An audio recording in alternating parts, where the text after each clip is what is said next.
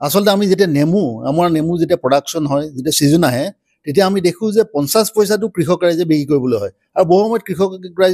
কৃষকজনে বিক্ৰী কৰিব নোখোজেই, বেপাৰী আহে, কেতিয়াবা তেওঁলোকে লৈ যাব খোজে বা কেতিয়াবা নিনিয়ে। যেতিয়া আমি এইটো প্ৰিজাৰ্ভেটিভ নিদিয়াকৈ আমি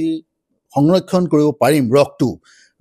সংৰক্ষণ কৰাৰ লগে লগে কি হ'ব, এই নেমু টেঙাৰ যিটো ডিমাণ্ডটো বাঢ়ি যাব, কৃষকে উচিত মূল্য পাব, আৰু লগতে আমাৰ লোকেল যিখিনি এণ্টাৰপ্ৰিনিয়ৰ আছে, লোকেল এণ্টাৰপ্ৰিনিয়ৰ এটা ইণ্ডাষ্ট্ৰী হিচাপে ডেভেলপ কৰিবলৈ সক্ষম হ'ব। আমাৰ যিখিনি বাকী শীতল পানীয় আছে তাৰ লগত নিশ্চয়কৈ ফেৰ মাৰিব পাৰিব, কাৰণ ইয়াৰ গুণাগুণ বহু বেছি আমাৰ যিবিলাক অন্য শীতল পানীয় আছে। আৰু মই আশা কৰিছোঁ যে এই বজাৰখন দখল কৰি পেলাই কৃষক ৰাইজৰ লগতে আমাৰ লোকেল যিখিনি এণ্টাৰপ্ৰিনিয়ৰ আছে, উদ্যোগী যুৱক আছে, তেখেতসকলে আগবাঢ়ি পেলাই এটা নতুন উদ্যোগ গঢ়ি তুলিবলৈ সক্ষম হ'ব। নতুন বছৰৰ আৰম্ভণিতে অসমৰ কৃষকসকলৰ বাবে এটা অতি ভাল খবৰ আহিছে। যিহেতু অসমৰ এই কাজি নেমু সকলোৱে পৰিচিত, আৰু অসমৰ কাজি নেমুৱে 2019 চনত জিঅ'গ্ৰাফিকেল ইণ্ডিকেশ্যন টেগ অৰ্থাৎ ভৌগোলিক সূচাংক লাভ কৰিছিলে। কিন্তু এই কাজি নেমু যেতিয়া খেতি কৰে, অসমৰ প্ৰায় প্ৰতিটো পৰিয়ালতে কাজি নেমু বাৰীত থাকে, আৰু যি সময়ত কাজি নেমু ছিজন হয় সেই সময়ত কিন্তু কাজি নেমুৰ চাহিদা অনুসৰি উৎপাদন বৃদ্ধি হোৱাৰ ফলত বহু কৃষক লোকচানৰ সন্মুখীন হয়। কিয়নো কাজি নেমুৰ যি ৰস, অৰ্থাৎ আমি যি চৰ্বত বনাই খাওঁ, সেই কাজি নেমুৰ ৰস দীৰ্ঘদিন ধৰি সংৰক্ষণ কৰি থ'ব পৰা নাযায়। কাৰণ আমি যেতিয়া কাজি নেমুৰ নেমুটো চেপি যেতিয়া ৰস উলিয়াওঁ, তাৰ কিছু সময়ৰ পিছতে সেইবোৰ তিতা হৈ যায়। কিন্তু শেহতীয়াকৈ প্ৰায় 3.5 বছৰ জোৰা গৱেষণাৰ অন্তত অসম কৃষি বিশ্ববিদ্যালয়ৰ বিজ্ঞানীসকলে এক নতুন কৌশল উদ্ভাৱন কৰিছে, য'ত নেকি 2 বছৰলৈকে কাজি নেমুৰ ৰস সংৰক্ষণ কৰি থ'ব পৰা যায়, আৰু ইয়াত কোনো ধৰণৰ প্ৰিজাৰ্ভেটিভ ব্যৱহাৰ কৰা নহয়। অৰ্থাৎ বজাৰত বৰ্তমান সময়ত উপলব্ধ যিকোনো ধৰণৰ যিসমূহ শীতল পানীয় আছে বা যিসমূহ নেমু টেঙাৰ জুচ আছে বাণিজ্যিকভাৱে যিসমূহ উপলব্ধ, তাৰ লগত প্ৰতিদ্বন্দ্বিতা কৰিব পৰাকৈ অসম কৃষি বিশ্ববিদ্যালয়ৰ বিজ্ঞানীসকলে উদ্ভাৱন কৰা এই বিশেষ পদ্ধতি যে এক সুদূৰ প্ৰসাৰী প্ৰভাৱ পেলাব সেয়া নিশ্চিত। আমি সবিশেষ জনাম, আমি যিটো প্ৰডাক্ট আমি সেয়াও দেখুৱাম। আমি অসম কৃষি বিশ্ববিদ্যালয়ৰ ডাইৰেক্টৰ অফ ৰিচাৰ্চত উপস্থিত আছোঁ, আৰু আমি জানিম সকলোখিনি কথা। আৰু তাৰ পূৰ্বে আমি যিয়ে এই নেমুৰ পৰা কেনেধৰণে এই ৰস তেওঁলোকে যিটো কৌশল উদ্ভাৱন কৰিছে, তাৰ জৰিয়তে যিটো প্ৰডাক্ট তেওঁলোকে ইতিমধ্যে উদ্ভাৱন কৰিছে, আমি দেখুৱাইছোঁ যে এয়া হৈছে অসম কৃষি বিশ্ববিদ্যালয়ৰ বিজ্ঞানী ডক্টৰ মানসী পুৰকায়স্থৰ তত্বাৱধানত যিসকলে শিক্ষাৰ্থী তেওঁলোকে গৱেষণা কৰিছিলে, তাৰ পাছত এই যি নেমু টেঙাৰ ৰস 2 বছৰলৈকে সংৰক্ষণ কৰি ৰাখিব পৰা যায়। আৰু কেনেধৰণে সংৰক্ষণ কৰা হয় বা এই গৱেষণাৰ বিষয়ে সবিস্তাৰ আমি জানিম। অসম কৃষি বিশ্ববিদ্যালয়ৰ গৱেষণা সঞ্চালক ডক্টৰ সঞ্জীৱ কুমাৰ চেতিয়া ডাঙৰীয়া আমাৰ সৈতে আছে। যে ছাৰ, অসমৰ কৃষকসকলৰ বাবে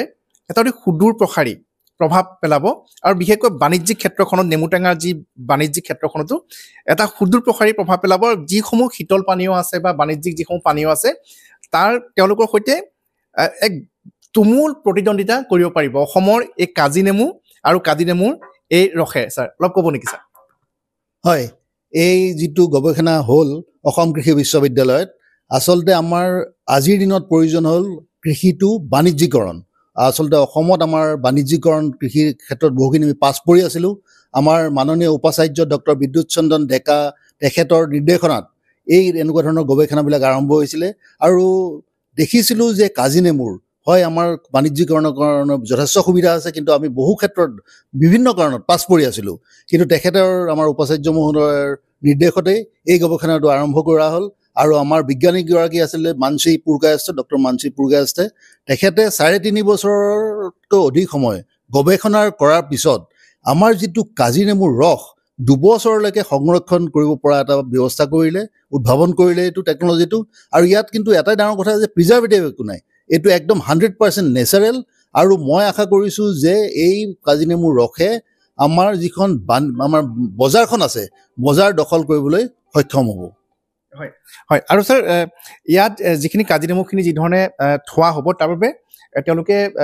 শীতলীকৰণ যন্ত্ৰ বা ফ্ৰিজিঙত ৰাখিব লাগিব নেকি ছাৰ অলপ ক'ব নেকি সেই বিষয়ে আচলতে আমি যেতিয়া আমাৰ নেমু যেতিয়া প্ৰডাকশ্যন হয় যেতিয়া ছিজন আহে তেতিয়া আমি দেখোঁ যে 50 পইচাটো কৃষক ৰাইজে বিক্ৰী কৰিবলৈ হয় আৰু বহু সময়ত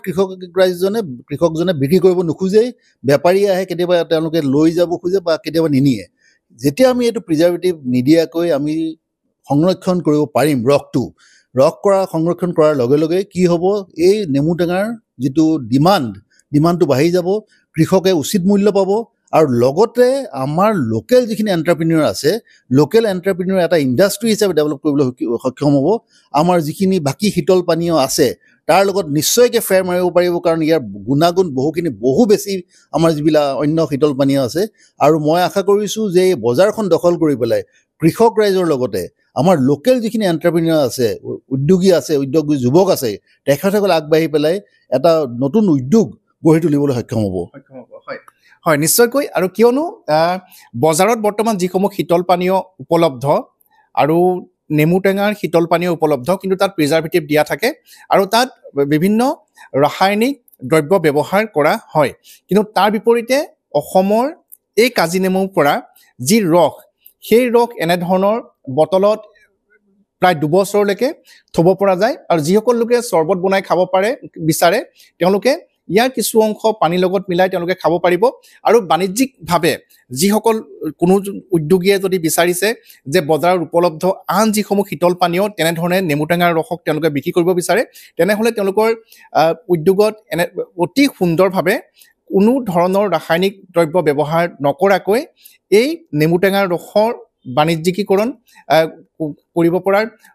পূৰ্ণ সুযোগ আছে আৰু ইয়াৰ জৰিয়তে আটাইতকৈ উপকৃত হ'ব অসমৰ কৃষকসকল কিয়নো যি সময়ত নেমু টেঙাৰ উৎপাদন যেতিয়া আটাইতকৈ বেছিকৈ হোৱা দেখিবলৈ পোৱা যায় তেতিয়া বজাৰত মূল্য বহু কমি যায় আৰু তেতিয়া একাংশ কৃষকে নেমু টেঙাসমূহ পেলাই দিবলগীয়া এটা পৰিস্থিতিৰ সৃষ্টি হয় আৰু তাৰ বাবে 2025ত এটা অতি ভাল খবৰ লৈ আহিছে অসম কৃষি বিশ্ববিদ্যালয়ৰ বিজ্ঞানীসকলে যাৰ জৰিয়তে অসমৰ নেমু টেঙাই এতিয়া ৰাষ্ট্ৰীয় পৰ্যায় তথা আন্তঃৰাষ্ট্ৰীয় পৰ্যায়তো এক বাণিজ্যিক দিশত এক বিশেষ সফলতা লাভ কৰিবলৈ সক্ষম হ'ব বুলি বৰ্তমান সকলোৱে আশা কৰিছে যোৰহাটৰ পৰা Gautam Bora news 18 Assam north east আপুনি বিচৰা বাতৰি পাব কেৱল নিউজ 18 এপত নিউজ 18 এপ ডাউনলোড কৰিবলৈ স্ক্যান কৰক এই QR কোড গুগল প্লে ষ্টৰতো পাব এই নিউজ 18 এপ